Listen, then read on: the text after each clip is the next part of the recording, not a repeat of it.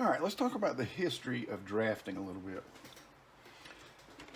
So in the old days, we would draft or draw the prints, and we just use a regular old pencil. Now this is not going back too far. This is the old number 2 pencil that you guys have used, you know, when you're taking a test. It has a little eraser on the end of it and a nice conical point on here.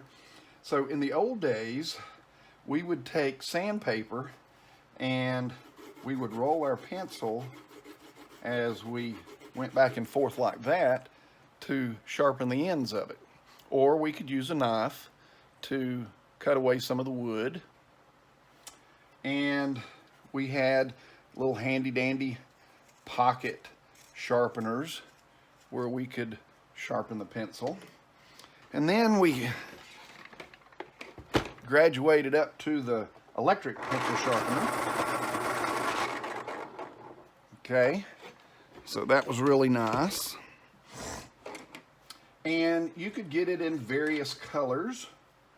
So red would print a little bit lighter than a number 2 pencil or a graphite pencil. Okay, so we have the red and we have the graphite pencil. Then we moved up to a mechanical pencil. Oh, let me go back. So this is a drafting pencil, and I don't know if you can see by the shape or not, but it's triangular in shape, meaning that when I hold it, it's a little more ergonomical. You know, it makes for better comfort when you're drafting. Again, I'm going to roll my pencil. Now, if you'll notice, we've got 3 different line thicknesses here, and I'll explain line thicknesses in another video. The red one prints very, very light, and then we have the number 2 pencil, and then we had the ergonomical pencil, but if you'll look right here, it says HB, meaning that it's a softer lead than the number 2, and that gives us a darker line. So we graduated up to a mechanical pencil. So this is a mechanical pencil, and it just holds a piece of lead. This is a very small piece of lead. It's about the end of its road here. And you'll notice I just push on the end here, and it has little things that pop out there to hold the lead. And I don't know what weight this is, but you can get the leads in different weights. All right, so let's pop this little booger open. So this is a brand new piece of lead. See how long it is. All right, this is F. So I'm going to put that in, actually I'm going to put that in my black one. I may already have it in there. Man, my eyes are getting bad. This is H. And this is F. So I don't know if you can see that or not, but it has a printing on the side of it there so that you know what weight thickness it is, or what weight softness or hardness it is. All right, so this is F. So let me find another one here. And again, my eyes, I cannot tell for the life of me what that is.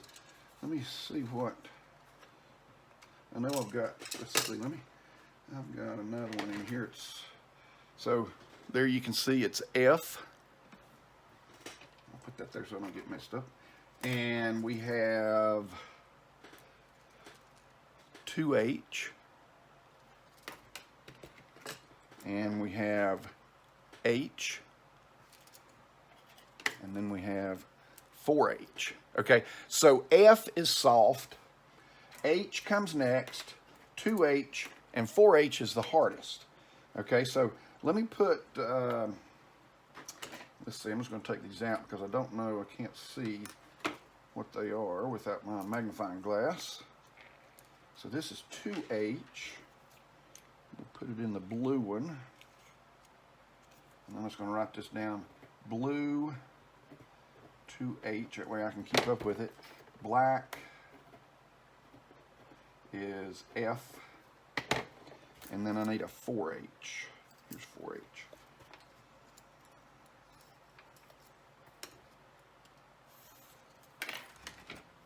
I'll sort these out later. I want to give you an idea of what kind of line you get out of this. Okay, so these are fairly sharp already, and let's see, I better put on here green 4H. Okay, so here is 4H. Okay, nice crisp line there, and then I'm going to go to 2H, and then I'm going to go to F. Now, if you look very closely, you can see that this first line is fairly light, the next line is a little darker, and this last line is very dark. All right, so like I say, on another video I will explain line thicknesses and line weights, but this gives you an idea of how you can achieve different weights. The F is primarily used to do, let's go back to green is 4H. Let's go back and I'll explain F. So I just made a very, very light line there. I mean, I don't know, it's probably very hard to see. And that is called a guideline. And then I can use this. This is a lettering guide, and it has a little thing here that you can twist around, and you set it to the bottom here, and that gives you millimeters or centimeters, millimeters, I believe, so that you can get these lines a certain amount apart, and then I can letter within those lines, and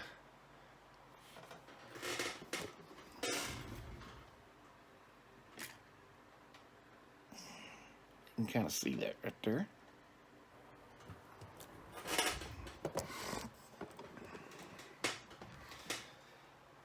And that way we keep our letters all consistent, you know, and it looks really nice. If you've ever seen, I know you read the comics, and all the comics use this type of lettering. Now, how do you sharpen these type of pencils? Well, it's very easy. So we have several different types of sharpeners here. So this is just, it's made by different companies. And if you'll notice, they both have these little things on the side here. And if you look really closely, you can see that this one is kind of blunted, where this one is very, very, very sharp. All right. So what I can do is I can put my lead down in here, and then push this down to it, and that sets my height on my lead, and then I just put it in here and twist it around. Just like that. It's got a little wheel on the inside of this that sharpens the pencil. So you remember in the beginning we were doing this thing here. Well, this does the same thing, just by going round and round. All right, so that way I can make a nice sharp line. Now, after I sharpen it, I don't want to just start going at it. And here's the reason. See that? That is loose graphite that's on my pencil. So if I just start drafting with this, I'm gonna have graphite all over my page here. So you wanna kind of dab it off on a tissue or a sponge or something to get that off. And then of course you can use that for drafting. Now, this is for more of the professional, and this thing is very, very heavy. Again, this top comes off just like the other one, and you want to make sure that you don't have graphite on your hands too. And the same thing goes there. You can use these little side ports here to set your depth. and then you just put it in there and go round and round. I don't know if this pencil's made for that one or not. It's kind of hard. There, that one works much better. So I'll set my depth, just drop it down in there and turn it around. And because this thing's heavy, technically I could do this without holding onto it. This would set in a little drawer or something so that so it won't move. Notice that I've got a little piece of sponge here taped on here. That way I can just punch it in that sponge, twist it a little bit, and that gets the graphite off of it. And then of course I can do whatever drafting I need. Okay, so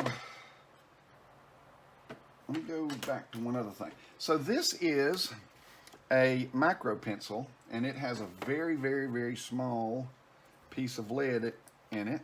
And this I used blue, and I'll explain that in just a second. So these are very, very tiny. Let's see if I can just get one out here. You can kind of see there. Okay, these are very, very thin, very tiny.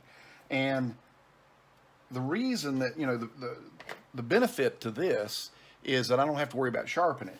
I can draw all day long, and I don't have to worry about sharpening. Now, I told you this was blue.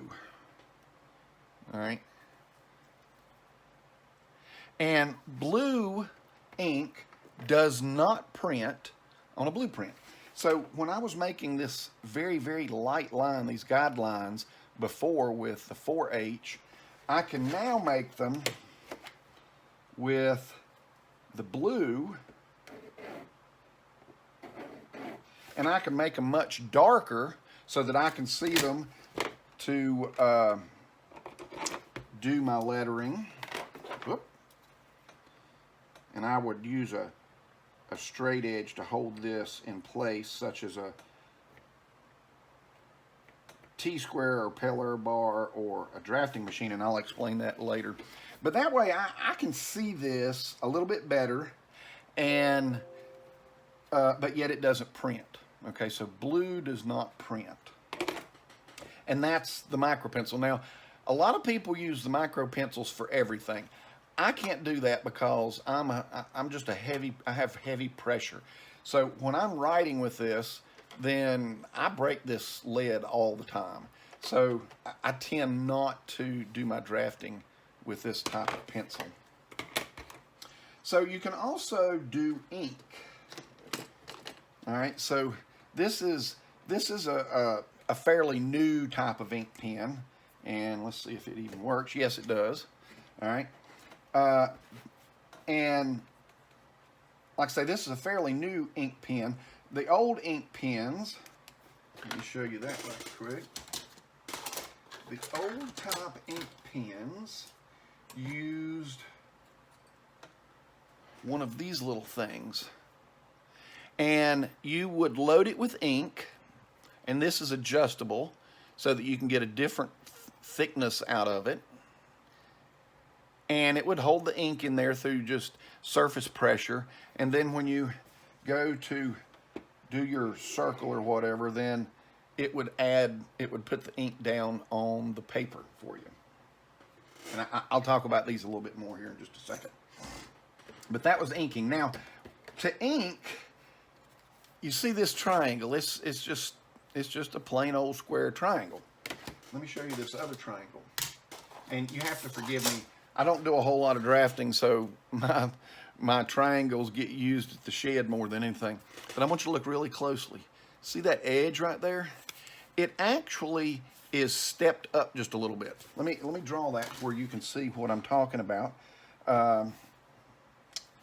So here is the thickness of the triangle enlarged.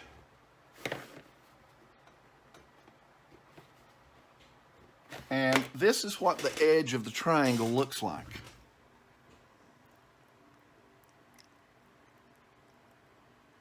So what that does is that keeps it up off of the paper so I don't smear. So give me a second here, and this is just the regular triangle without the raised edge. And if I use this, then I can smear this all over the place if I have a lot of ink on there.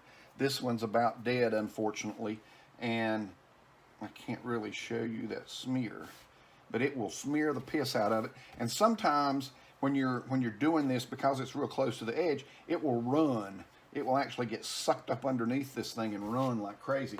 So the inking triangle has that little ridge on it, and I can make this without having to worry about it running. And again, I apologize because my pen is dead. I don't use these tools a great deal because I have the computer now and I'm using CAD. So to kind of give you an idea of where we've come in the last few years. So I graduated from Catawba Valley Community College School of Architecture in 1986. A friend of mine graduated the same program at the same school 4 years later. I had one CAD class. It was called CAD Apple, and it was the first CAD that came about. AutoCAD had not actually taken off quite yet, but it was a horrible program. But in 4 years, my colleague, he graduated, same school, same program. He only had one drafting class. So I learned how to draw everything, and he learned how to draw on a computer everything. So that kind of gives you an idea of the difference or the quickness in time there. So when we draw, for instance, if I'm using especially a very dark lead, such as this F, it's going to leave a residue of graphite on here. So we use the brush to swipe it off, or we can use this to blow it off so that we don't smudge this. So let me give you an idea if I can get this to work right. So I'm going to make a very dark line here. It didn't work. Of course it didn't. My fingers are filthy anyway. And so it doesn't smear. But, you know, when you're drawing and you got a lot of drawing, it's going to end up, your drawing's going to look like that. It's going to look terrible on here. So it can really smear on that. So erasing. So there's tons and tons and tons of different types of erasers that can be used in drafting. Now in the old days, this was all we had. This kind of smears a little bit. It's the same type of an eraser that you have on the old type pencils, whether it used a cap or it was built in. You can also buy an eraser stick, which you just pull on the string a little bit and unravel a little bit more of the eraser, and then you have the erasing. Now again, you don't want to do it with, you don't want to swap this with your hand. You want to take your brush and clean it off. That way you don't smear everything. Now, what's the difference in these two? Well, this one, as you know, as it gets old, it starts looking like that, and it hardens up, and then when you try to erase something, you get a great big mess because all it did was smear your line. I don't know if you can see that or not, but it's smeared more than this. This is nice and clean. This is smeared. So these would harden after a bit of a time, and then they were no good, and you could, you know, it just smear the drawing. Where these lasted much longer to erase that line and did a great job at it. So that's the two types of erasers that we would use. But you can get them in all kinds of things. You can get them in a stick, or you can get them in refillables for another type of stick, and that's this. This is what I was mostly accommodated to. Or you have an electric eraser.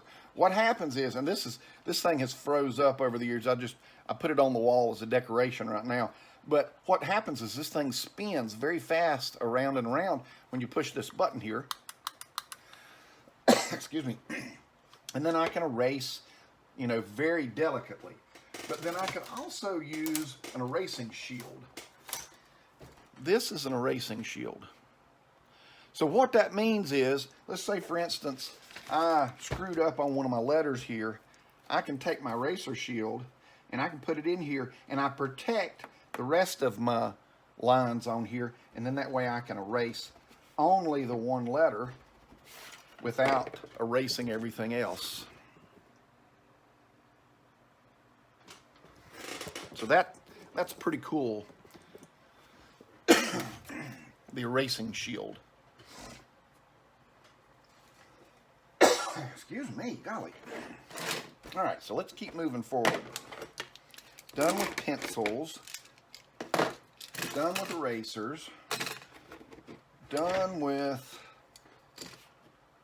the cleaning agents, the sharpeners, the electric pencil. I'll hang back up. I mean the electric eraser. So let's go on to templates. So there's tons and tons of different templates that I would use, depending on what I was doing. Some are redundant, but my ultimate favorite here, this is my favorite. You'll notice it has a nice wide bar on the bottom of this, and that wide bar is that so I can put it on my triangle or my parallel bar, and that way it keeps it straight. So when I go to, if I were doing a bathtub, I use the outside template first, slide it over, I use my inside template, and there you go. I have a bathtub. So this one was the one I liked best because of this, and it could keep it flat on there, and I could move it back and forth. And you know, so if I had walls,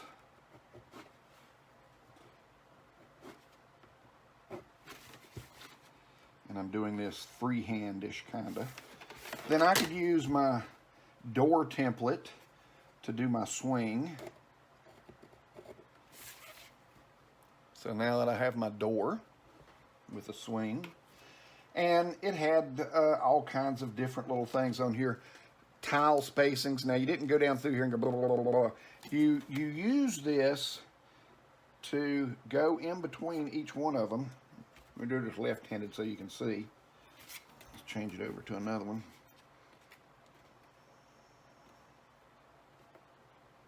And I could get a setting. They would be, you know, the same distance apart across through here. I had framing, so I had 2-foot framing.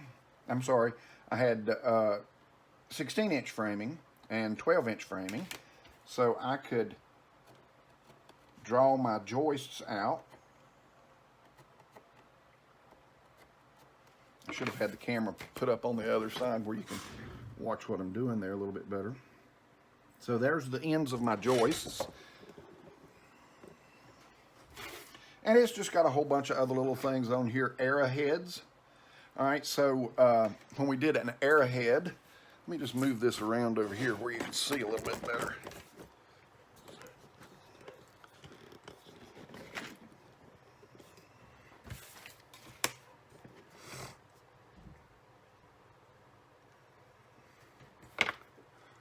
I'm going to turn this around real fast, maybe, if I can, without tearing it all to pieces.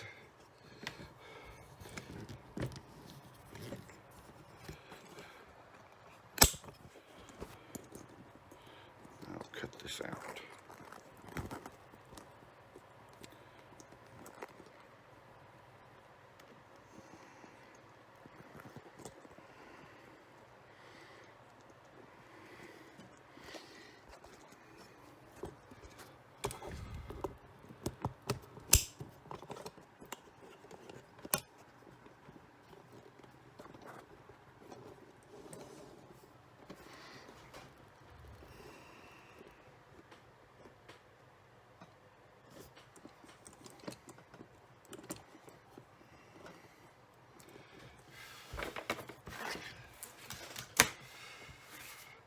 So we did our arrowheads.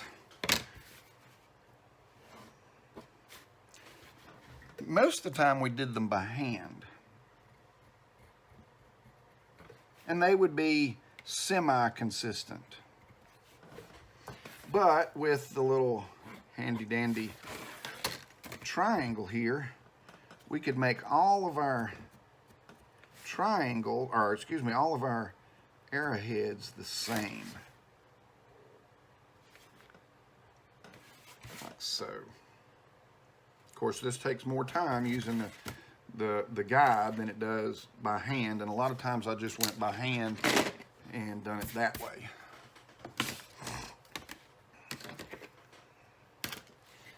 So yeah, there is a template. And we've got tons of different other templates. And you know, again, they pretty much all have the same type of stuff on it with a little variation.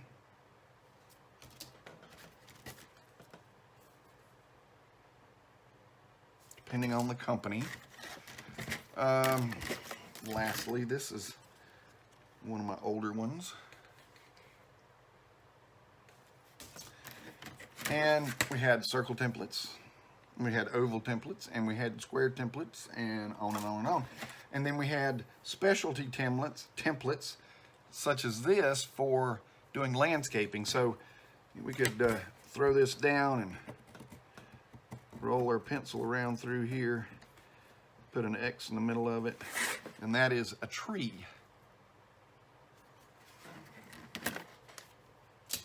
So there is templates.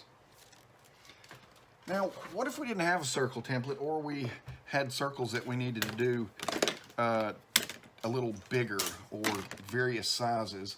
Then we could use something like this. This is a compass, and this is froze. Golly, I haven't used it in a long time. Let's see if I've got another one. It has a pencil in it. And they came in different sizes. I'm gonna have to oil these things. And I showed you the inking one. And then we have dividers. This does not actually do any drawing, it just divides stuff. I'll explain that in just a minute. And then we had extenders, such as this, that we could put on there to make this a tramsel. Now, what is a tramsel, you might ask? So basically, we can take one of these tips out of here, and we can put this up into it. Mind you, this is backwards. Well, anyway, so we can put it on here, and then we can make these even bigger. Okay, so we can go from, you know, this size to that size. Okay, so that's a tramsel. And you can make those out of wood as well. So a divider, what is a divider? Then I could set my distance here with my ruler, and then I could go across my paper and just make a small pinpoint. And you cannot see this, this is so small. And then you have a spacing set off there equally apart. You could also put lead in one of them, or both of them if you wanted, and do it that way as well. Can't believe that thing is froze like that. So what about this one? This isn't froze. Okay, so no. So you turn this little wheel to make it go bigger or smaller, and you set this with your ruler. Okay, so you could set it to, right now it's set for 9/16. And then remember that 9/16 is the radius of the circle. So that would be 9/16 here and 9/16 here. So when you do a circle, and this is not very dark, I got a hard lead in here. Then this would be twice as big now. So that gives you an idea of how a compass works. And you could use this to, you don't have to just make circles. I can do my door openings. So I could do the door swing on that. If I wanted to extend it all the way around, I could do that and show that the door goes all the way around. And that's that kind of thing. Okay, so that is your, oh, and let me show you how to sharpen these things. Remember when I went back over here and I was doing that's how you sharpen these things, unless you take the lead out, and then you've got this very little handy dandy thing here that you see has a little blade in there, so you just stick the lead itself in there and twist it. Of course, you could still use it with the other ones as well.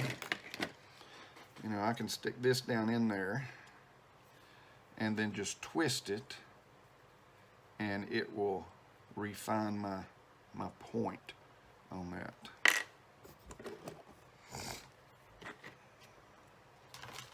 Okay, so let's talk about rulers for a second. Rulers come in 1,000 different shapes and sizes, and you'll notice that, you know, manufacturers would give these out. You can get semi-clear ones. You can get white ones, or it used to be white anyway. And you can get these that have a little color coding on it. Notice that I've got this little clip on here. So I use a 1/4 inch scale most of the time. And you'll see there it says 1/4 inch. I'll explain that when we get to reading a ruler.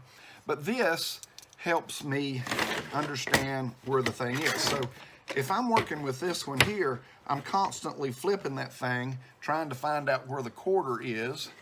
And then, you know, it takes a little bit of time. With this, I know that it's either this way or that way. I don't have to sit here and rotate it. So I know where my 1/4 inch scale is, and then I can use this to make my lines. Okay, so this is a rule. And like I say, the rules come in different shapes and sizes.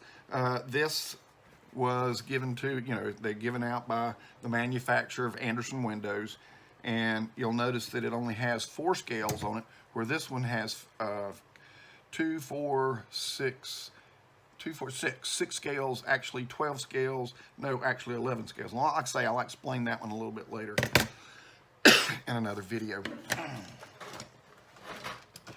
And you can also find them in flat clear scales as well.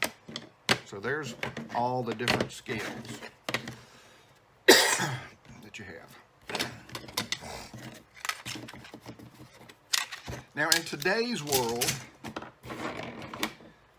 we have all kinds of different calculators, and one of my favorites working in construction is the Construction Master Pro that you can download on your phone, and I have it on several phones so that I can use it. And this does just everything that you can imagine. Unbelievable. But before we had these computers, we had what was called a slide rule. And this is a slide rule. And this can be super confusing because it just has so many different lines and scales on it. But what it boils down to, then you could say, you know, 1 times 4, and then slide this over here, and you come up here, and what is 1 times 4? Well, it's going to give you 4. So, no, I'm not doing, you know, showing you this on here, but I'm just giving you an idea. So you could find multiplication tables, large numbers. You could do square roots. You could do squares and cubes, and just tons and tons and tons and tons and tons of information. But learning how to read this, oh, that's a class within itself. So we're not going to go there. But this is called a slide rule. This was the calculator in the day. So that gives you an idea of what that is. They came in different sizes as well. You could get a pocket one. I can't get this one off the wall. And when I say off the wall, so my office has, you know, I decorate my office with different drafting stuff. So there's the electric pencil sharpener I was telling you about, and then the triangle. And generally I have both triangles up there like that. And then I've got some compasses, a brush, the erasing shield, and there you can see the pocket size slide rule the bigger slide rule. And then this thing over here, you might be asking, what in the world is that? Well, that was a tablet for the original. Let me just take this thing off of here now that I don't need the stand. This was the original CAD. So you used a pen and it was attached to your computer, much like a mouse. And if you wanted the corner shower, then you would tap on this and then back over to your drawing palette here, and then you could just pull that into the drawing. And on the computer, it would look that way. So I'll explain to you what CAD and actually Revit is now as well.